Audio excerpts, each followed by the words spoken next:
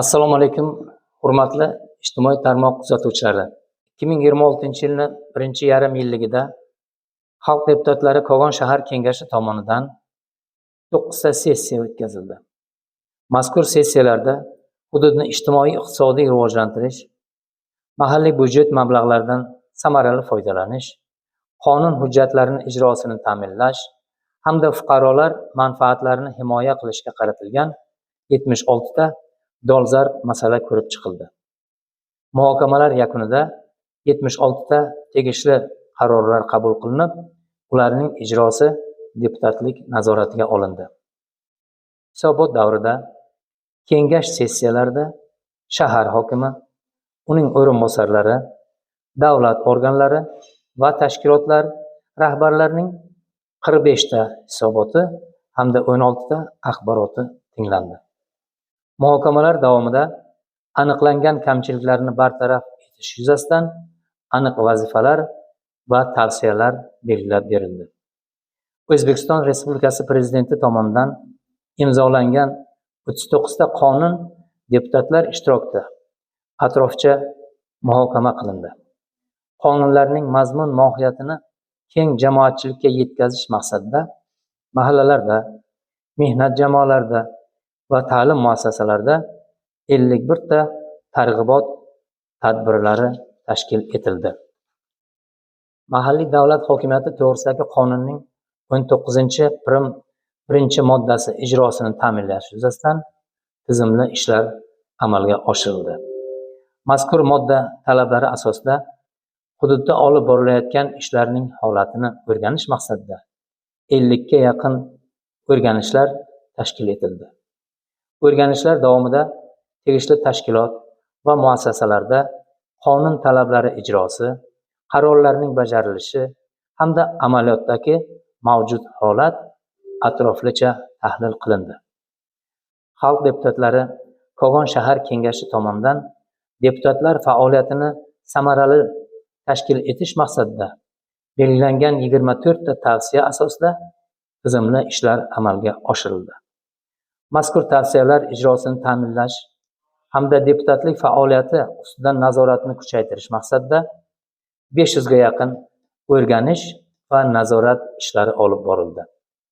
O'rganishlar davomida deputatlarning hududlardagi ishtiroki, saylovchilar bilan ishlash samaradorligi, murojaatlar bilan ishlash holati hamda belgilangan vazifalarning bajarilishi atroflicha tahlil qilindi. Aniqlangan kamchiliklarni bartaraf etish, faoliyat samaradorligini oshirish hamda deputatlik institutini yanada rivojlantirish yuzasidan tegishli taklif va tavsiyalar ishlab chiqilib, amaliy choralar ko'rildi. Xalq deputatlari shahar kengashi tomonidan 2026-yilning birinchi yarim yilligi davomida ijtimoiy tarmoqlarda olib borilgan axborot ishlari tahlili shuni ko'rsatadiki, mazkur davrda keng jamoatchilikni xabardor qilish, ochiqlik va shaffoflikni ta'minlash hamda aholi bilan samarali muloqotni yo'lga qo'yish borasida tizimli ishlar amalga oshirilgan. Ijtimoiy tarmoqlarda jami Telegram platformasida 1600 ga yaqin, Instagram platformasida 500 ga yaqin, Facebook platformasida 520 ta materiallar yoritilgan.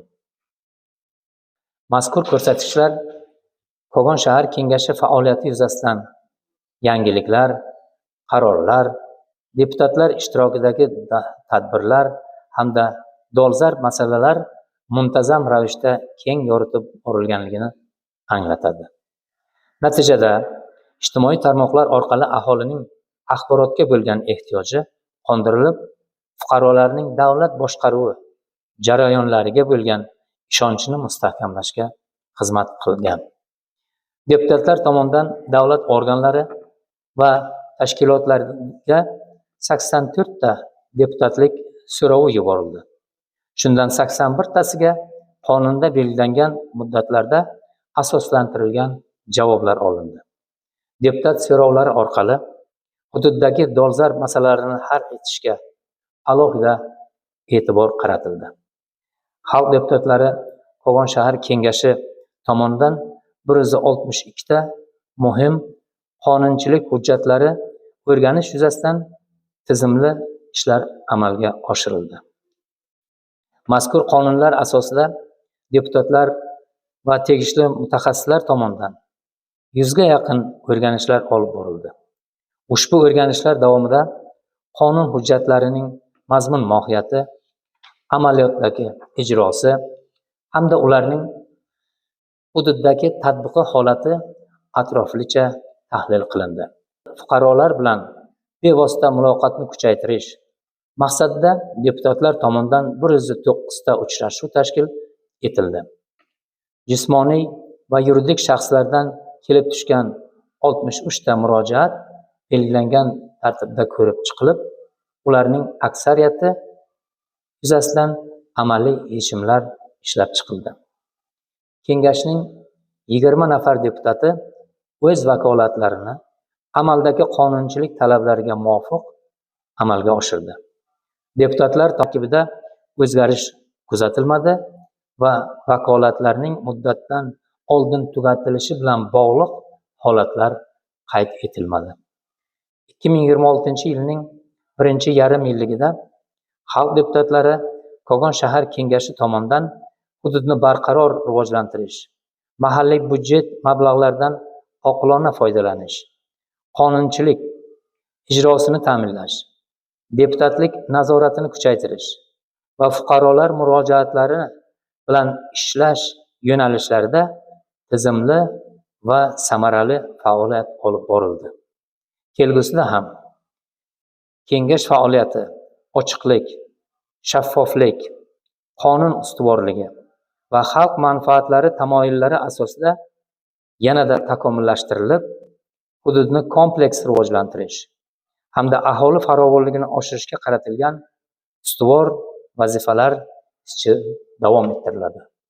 E'tiborlaringiz uchun rahmat.